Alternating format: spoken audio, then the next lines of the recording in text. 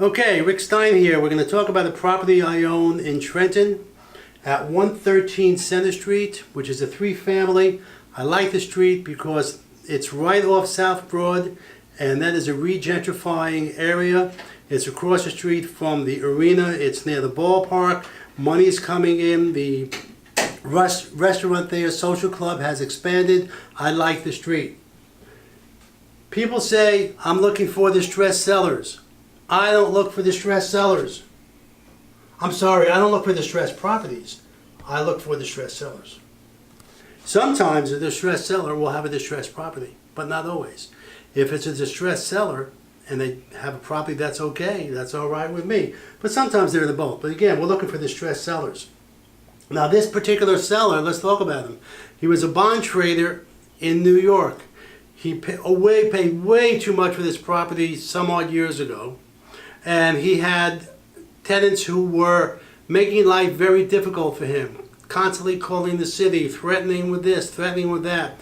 This was a major source of aggravation to him.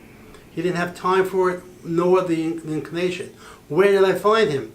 From a property manager. I called the property manager because their sign was in another property.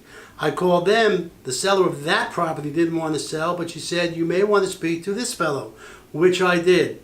I was a godsend to him because I was going to take this off his hands. So I bought it for $110,000, which is about $35,000 a door or so. Not a fantastic buy, but let's talk about the financing because that's what makes it a great deal.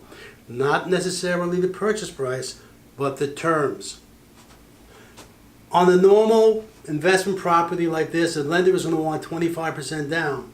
I put 10% down. Actually, it wasn't. I put $10,000 down, which is really about 9-point-something%. $100,000 on a note. Now, people come to me all the time and they say, well, private money is 10-12%. Who said so? He wanted out. The money was not important to him.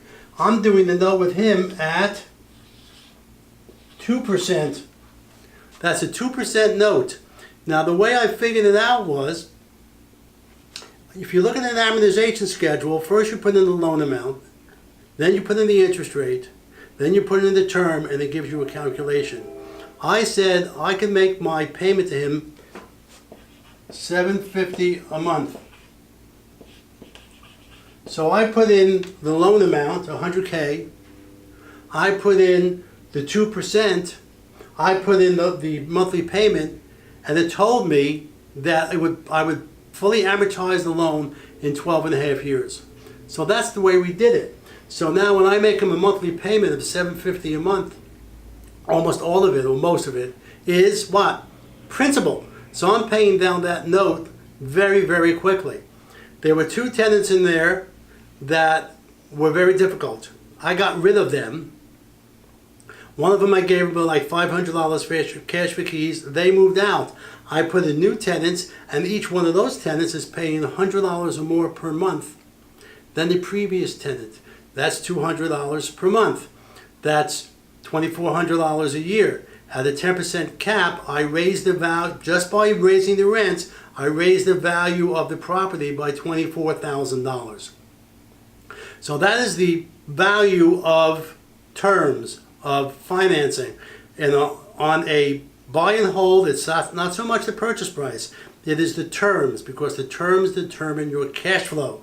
So I hope that was instructive.